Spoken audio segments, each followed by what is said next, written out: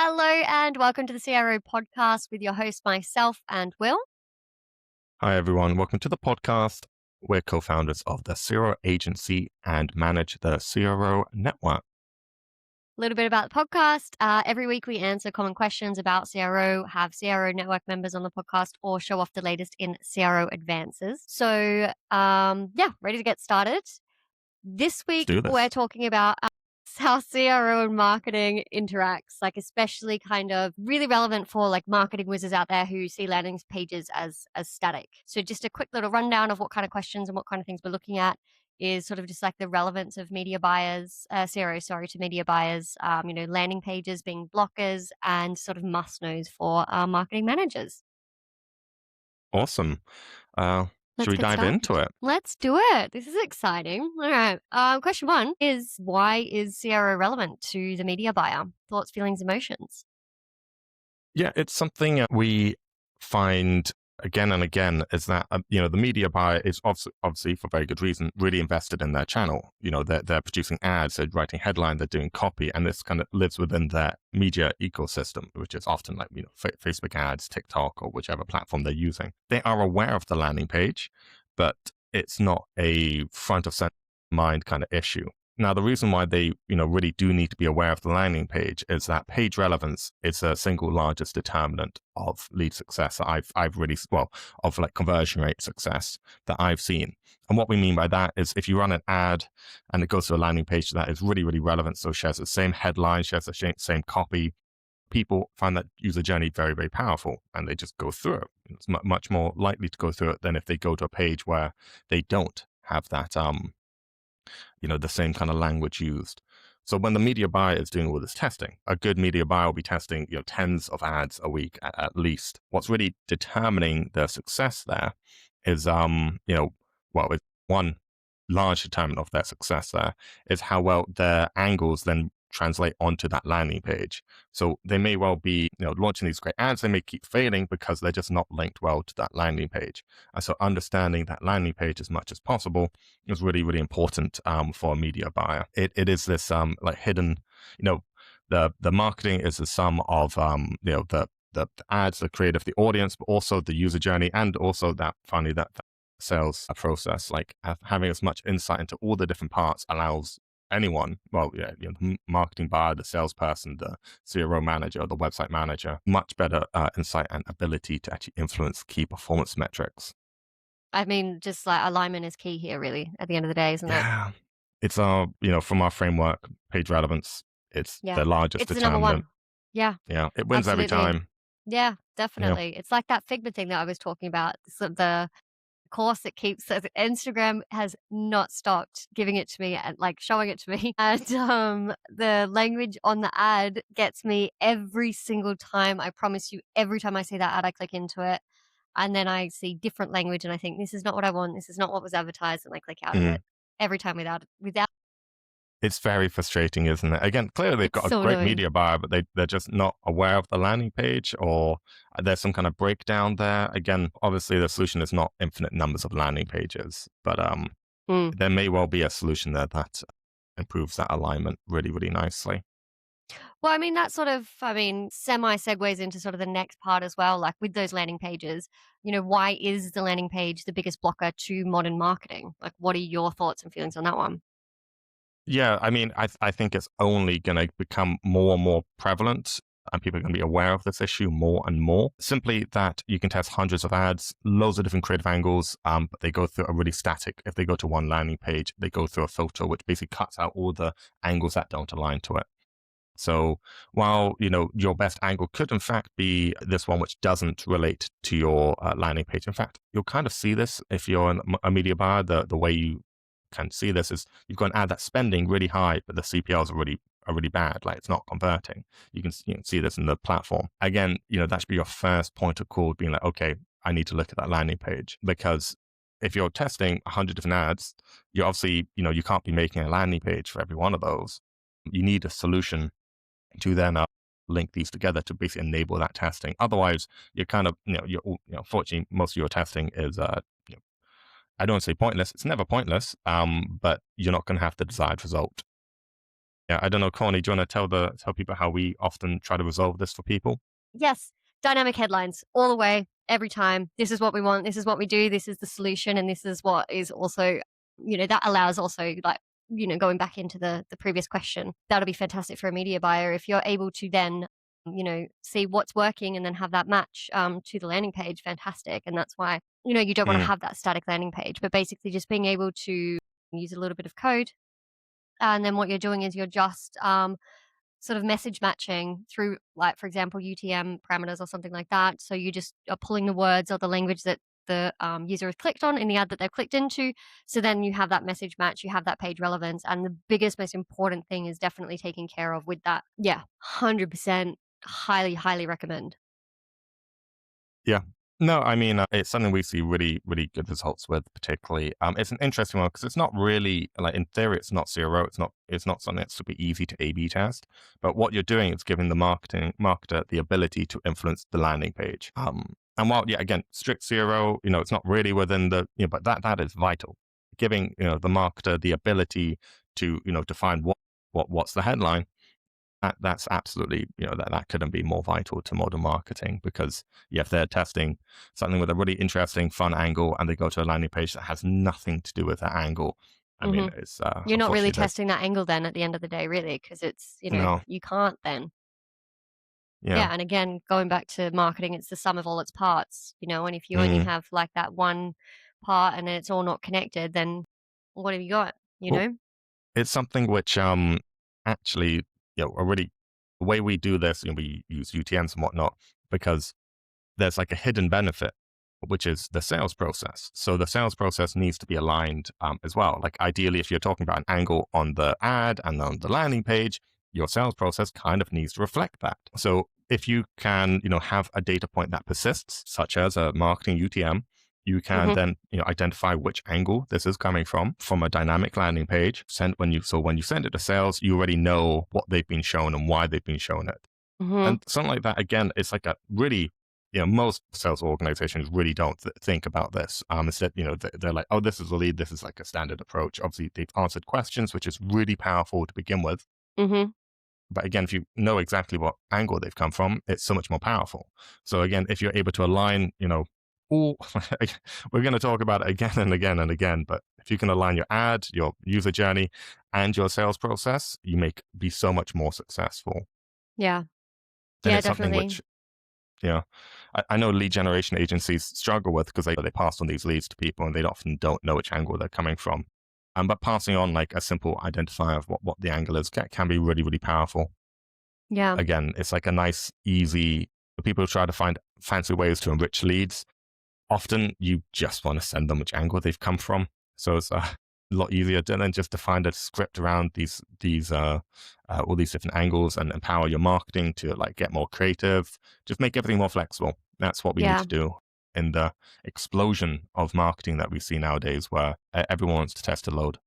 And Yeah, particularly once we definitely. get to AI and whatnot. I mean, we haven't even touched on that. It's as The things get beast. more and more flexible, you know, you have to build flexible systems that can manage them and be aware of what's going on. Like it's vital, it's really vital.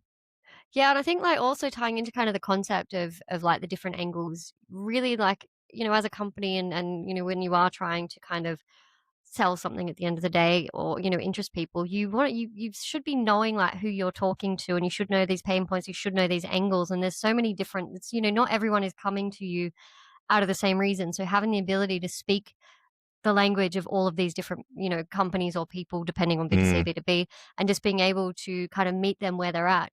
That is so much more valuable than just having a generic message, just generic branding or something like that. Like just really being able to be like, okay, I see you, I hear you, and this is kind of the solution. And speaking as ex sales, knowing exactly the angle, knowing exactly why people are reaching out and talking to me, even before I've spoken to them, I can really, change my approach to everything and really understand and speak their language so we don't have to faff about and figure it out and do all of those interrogation questions at the beginning so I can figure that out. I know it, I've got it, and then I can kind of just tailor everything to that client and, hopefully close.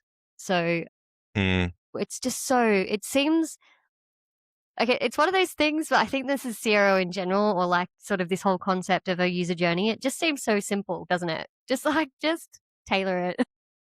Yeah. Again, It's so incremental as well. And it's across so many different bits and pieces of this journey, and it all has to kind of align and come together. yeah, it really is. I feel like modern marketing is a process problem more than anything. Yeah. Alignment really makes a huge difference. It matters in the ad. You got to then align it to the landing page. So you need that dynamic part there. And then, the sales rep needs to know, what this lead is interested in and what they've been told already. And again, if you're running lots of different ads and angles on your landing pages and your ads, you then need to find a way to align it to sales. And again, Yeah. sending just a simple identifier, within your UTMs of which angle this came from, so powerful. And obviously, it's why we always recommend multi-step forms, because you can ask multiple questions and that Mm-hmm. gives sales so much more insight into the Yeah. actual lead. So 100%. you're getting Yeah. better conversion rates, better click-through rates, better sales rates. And, before you know it, again, this is why, CRO can take, basically the same ads and the same sales process, add a bit of dynamic logic into there, run a few tests, have some good processes implemented, and yeah, conversion rates can literally double. Your return on investment is massively improved. Yeah, definitely. Yeah, I mean, it's very exciting. I love that. it is cool. Yeah, like it's amazing what like it feels like little things, I suppose, but those little things have such a huge, profound effect. Yeah. And then like even just sort of what questions you're asking at this point, like what do I need to know at this point in time? And just having that knowledge and just being able to hit the ground running, it's like you're just not wasting. You're not There's no faff. You're really trying to just make it as effective as possible for everyone involved. But Mm. I mean, bigger companies obviously have more problem. Well, that's a very big It's a lot harder. generalization, but the alignment, yeah, so much more kind of a lot more roles, a lot more hats, a lot more like getting people involved. It's like herding cat. Is it herding cats or herding kittens? I never Like know. kittens, that's I great. think But I kittens think is it's way herding cuter. cats. I think Yeah. kittens might be easier to herd because they're less independent at that point.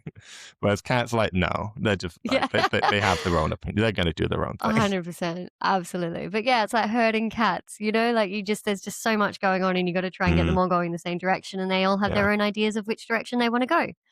yeah. And, everyone, well, some people tend to be of the opinion, well, what I'm doing is sort of the most important to me. So it's very Yeah. difficult to then, prioritize and align. But It's I it's why we digress. I mean, it's why we always expound simplicity is your friend.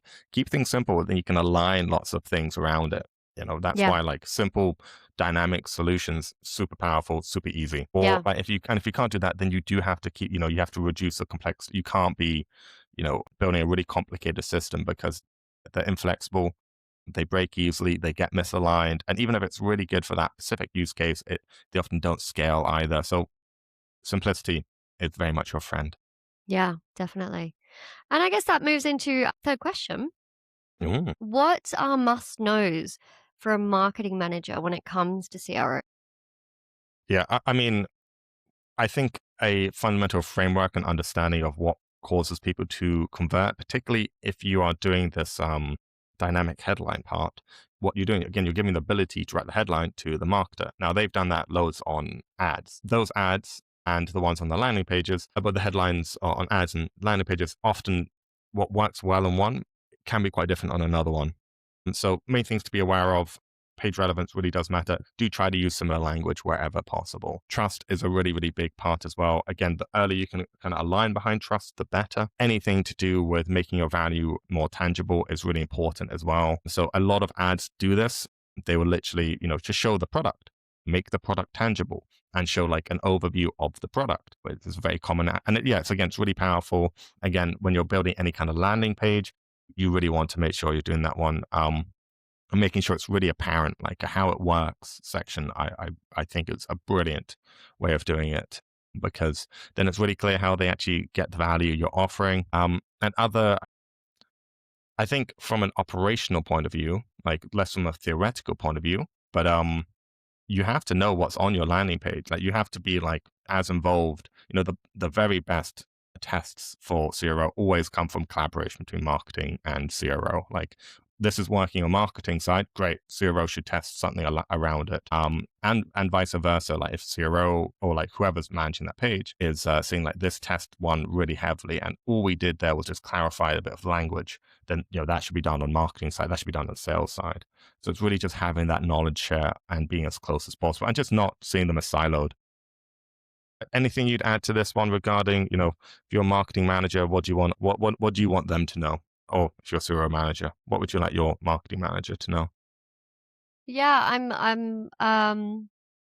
I was sort of thinking about it in the back of my head while you were talking, but I like my brain first as well went to that framework of like Yeah. first literally just understanding I say the basics, but just the basic concept of okay, like what is actually important and what are people doing? And I think that Mm, it all kind of you can always bring it back to relevance, trust, effort, value, all of these things. Like these are the things that you need to understand. And I think having that lens and using it to audit what you're doing constantly, I think is something like so important if you're able to do that and if you're able to look at the landing page or look at kind of the customer journey that you're giving people, if you can use that lens and audit it, then you'll be so much further ahead in just trying to understand, mm, okay, where could I maybe make changes and what could I be doing better. yeah, absolutely. And I think particularly because, you run loads of ads and you have loads of ideas and hypotheses as a marketing manager. And then you're like, oh, why didn't this work? Again, half the answers on your landing page.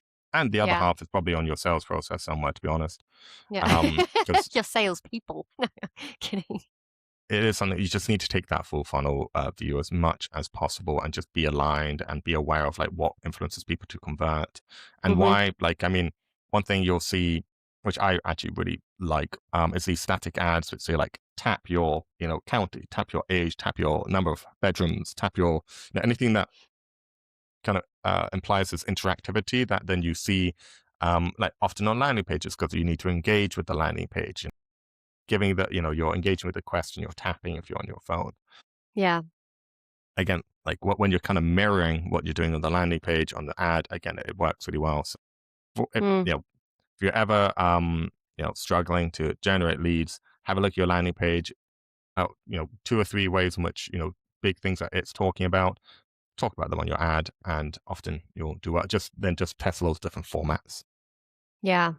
Yeah, definitely. And I mean, and obviously keeping things in mind like above the fold, Yeah. basic zero concepts of like design concepts behind Mm, it, don't have 14 questions one after the other on mobile where you have to type things in, don't have open text fields straight off the bat that is required that's asking weird questions, like all of these sorts of things that tie. I mean, yeah. this is all very CRO heavy, but I think having a basic understanding of that as a marketing manager is probably quite handy, especially if they're obviously the one that's sort of really deep in the build, and they're the ones kind of calling the shots at the beginning anyway. Mm, And I think also back to your point about like kind of open conversation, open lines of communication, and being able to kind of go back and forth between CRO that's working and marketing managers and being able to bounce off each other and to actually really help each other rather than just kind of, you know, a blanket ban on anything else. And it's like, no, this is the way we're doing it. And it's like, well, no, there's so much value in both kind of in both sides of everything that you can really use it to just, mm, continue improving and optimizing all the time.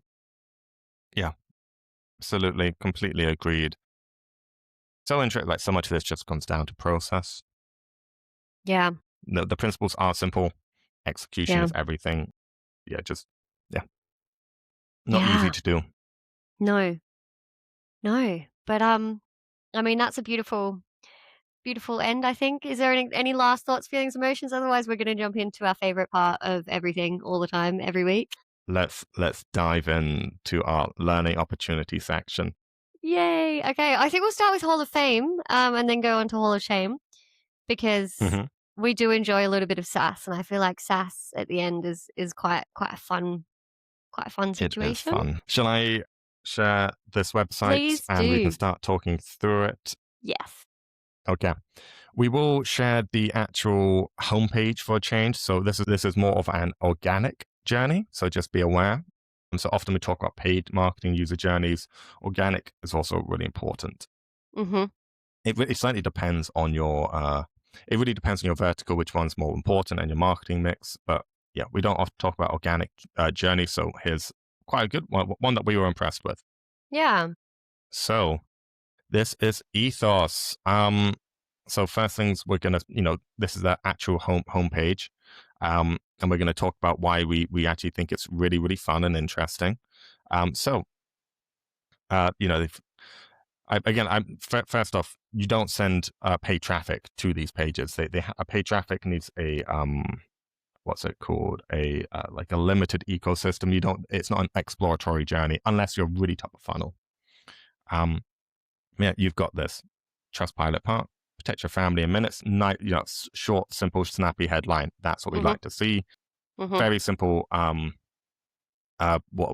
Sub headline. Check my price. Great. Makes sense.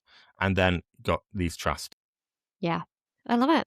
And it's all in that green section. Like it really, like it visually brings you exactly where you sort of need to go. The hierarchy is really good. I love it. On mobile, same situation. Like, and then having Exactly. those reviews underneath that are moved, Yeah. like it's like it is, especially for organic, it's built so well. Like it's built, Yeah. It's I think, well kind of, thought out.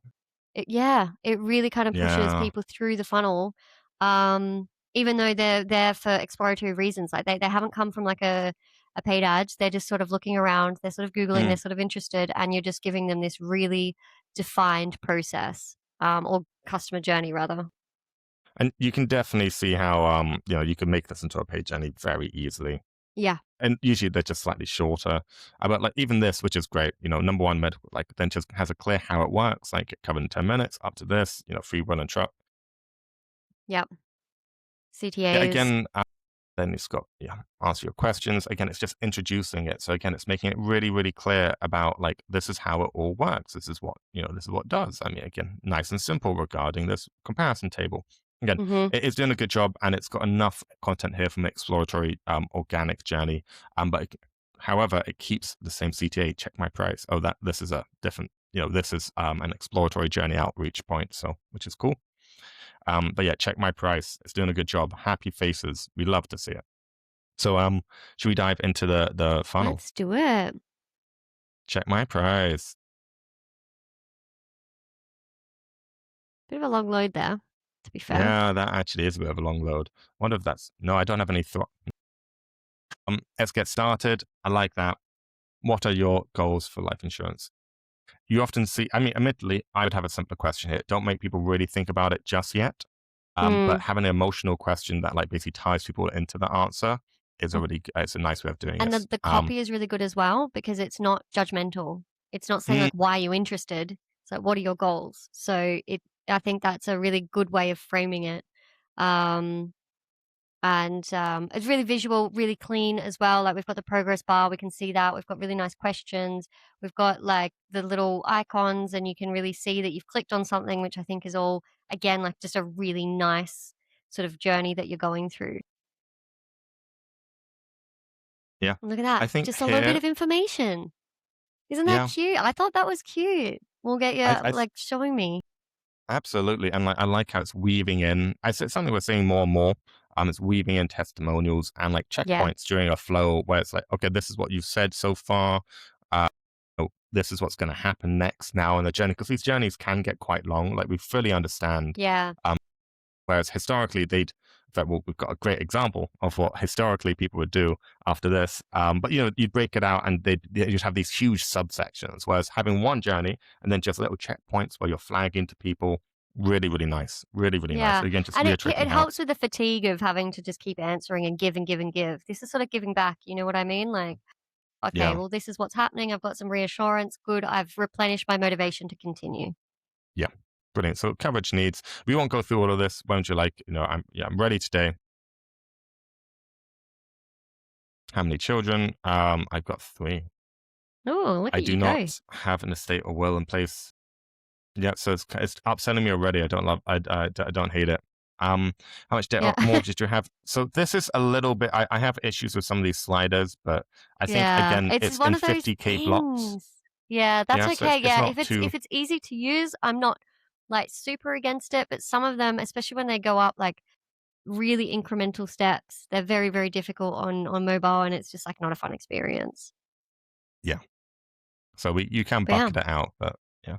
So life insurance could fit beneficiaries. Again, this might be too much copy here. Yeah, could Again, be a I little think bit. it's a nice checkpoint. Again, I think you could simplify this a little bit. But again, at least hammers home. This would be very good for lead quality. So if you're struggling, this is the kind of thing you would add to your page once you're like, oh, we're getting loads of people interested, but that, we're causing sales to sift through too much. Yeah. This is a Yeah. good way of doing this. I love it. I think it's great. Yep. Little animation, go into the basic You know where details. you are. So Yeah, getting through it. it is all making it a little bit easier. Yeah. Couldn't see that, but that was not wonderful. Yeah. Okay. I think we won't go any deeper into this funnel just No. yet. I think we've shown off the key parts we were interested in. Again, that kind of section based instead of breaking it out in more traditional manner. Really cool funnel. Really, really cool funnel.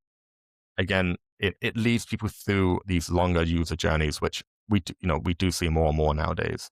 Yeah, especially with something like life insurance, like there is just a necessity to kind of get a lot of information because it's just one of those things. It's one of those verticals where you just do have to. So yeah, no, it's I thought it, yeah, especially for like an organic journey, like a user journey. I was like, this is great. It's set out well. It's visual, aesthetically, like from a design point of view, copy point of view. I really enjoyed sort of what they were doing. So, yeah, kudos. Whoever's we still have some test ideas though. So oh yeah, hit us up.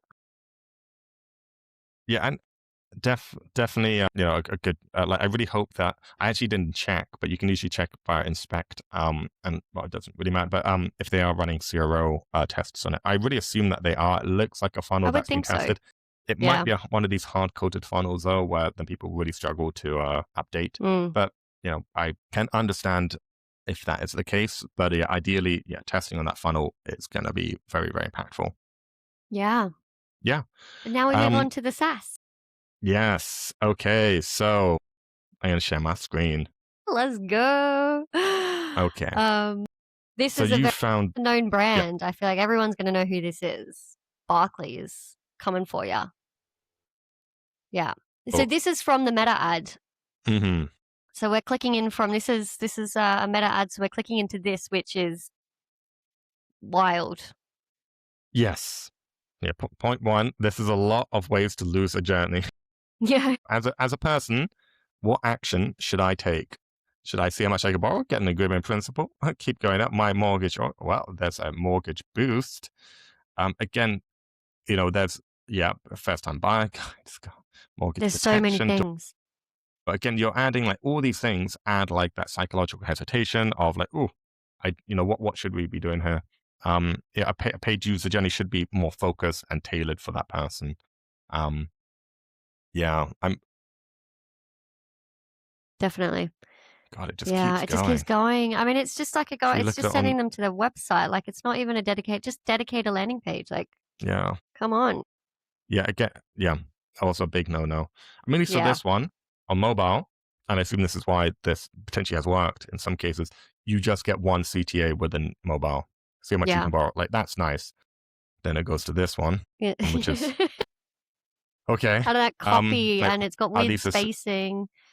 I think it's a strange setup. And obviously, it's a big brand, so it doesn't really need that much trust elements. But I think some level of trust would be nice. Like, something to tell people that, other people have liked this and this has been helpful. Yeah. Well, I think like when we're looking at like first home buyers, well, I've never bought a house before, but if I was in, I feel like I would want to know that other people have had a good experience.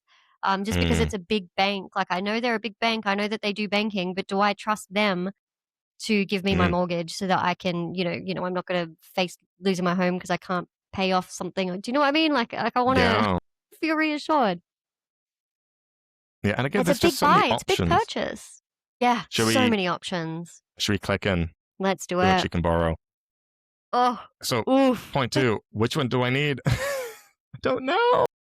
I'm a first home buyer. Like, please. I don't know what I'm doing. Yeah. And like, so am I applying for a mortgage now or like what's happening? I'm just a borrowing calculator. Okay. Oh God. Okay. Oh my God.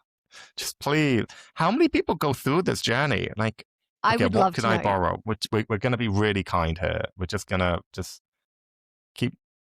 God, I don't know if you can hear my cat it feels very strongly about Barclays too, so it's crying at me. But yeah, what could I borrow? That goes to a click out page. So it actually goes to this tab. So There we go. I'm not quite sure Wow. about this user journey either, but okay. We're working through this, Barclays. You've made me go to 7 pages so far, but we're gonna get there. It's gonna be worth it. Yeah. Okay. Well, one can So only first hope. off, It's like a a lot of choose your own text. adventure.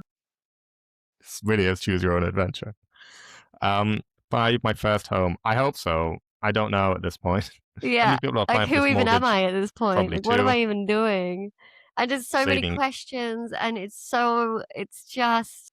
They've tried to make it relevant to everyone instead of providing a relevant user journey. Like this is such a good example of where the Trying to do like a yeah, catch-all. yeah, exactly. Where really, less is more. We see this again. Like this is the issue that we see again and again with these user journeys for big brands. They have to provide to everyone, and so they build these things which are very powerful.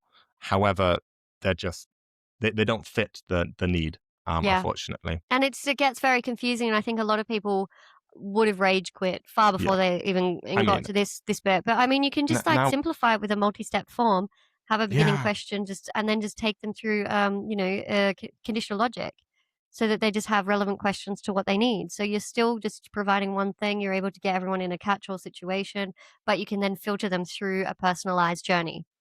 Yeah, exactly. If nothing else, this is where dynamic, depending on the ad, show different content on the landing page. That's fine. Do that. Yeah. But again, then it immediately goes into employment and like, again, there's just, you could have worked people into that. Like at this point, they've battled to get here, and they may well complete this form because like at this point, I feel obliged to. They're in the trenches at Helm's Deep, just trying to. They've looked at so many different landing pages at this point. They've trundled through this website and are still baffled. Yeah. It's disappointing to see, to be honest. Yeah. I mean, I think this also speaks a little bit to what we were saying earlier about how, the bigger the company, obviously the more difficult it is to align and to have that kind of like really aligned journey. And this is a perfect example that we're going from an ad to this, and it's just all of it. You saw what it is. Yeah, and I appreciate you want to provide an online journey, but then provide one that's actually going to help people. Yeah, like and it helps you as well, because then you have people specific and you know exactly what they want, exactly what they've come there for, and then you can put them and filter them into the sales process. Speed to lead. People will be speaking to people without having to first qualify, okay, wait, where are you coming from? Why are you here? And who am I even talking to? All that's done, and you can go straight to, okay, so you're a first-time buyer and this is what you want to do. Good, let's talk. Great. I know if I think actually as well, like the starting error that happened here is that they ran it to a website, not a paid landing page or a paid like enclosed ecosystem where like you're not bombarded with like 15 user journeys, because like from an organic point of view, people want an exploratory journey.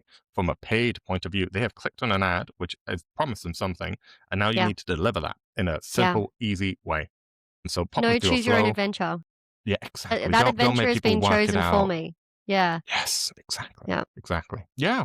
And again, I think it's a great example where this paid and organic journeys get mixed up, and as a result, they're almost certainly best of no worlds.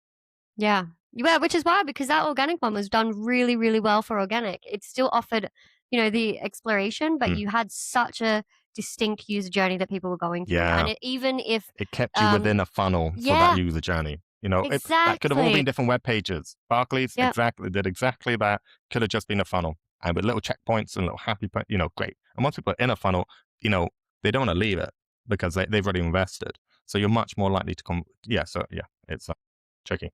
Annoying. Yeah, night and day. Really, I think that was a really good combination of things to see. It's as if we planned it. I know. We loved what we did. Where is this coming from? As always. Comment the void if you've gotten this far. Still waiting for the first commenter. Please do. Yeah, we've not had a void comment yet. But please think of something fun and free to get and meaningful to give you guys. Yeah. Okay. Love it. Well, it's been an absolute pleasure as always. Thank you everyone who's listened and watched this far, and looking forward to next week as well. See you guys. Bye.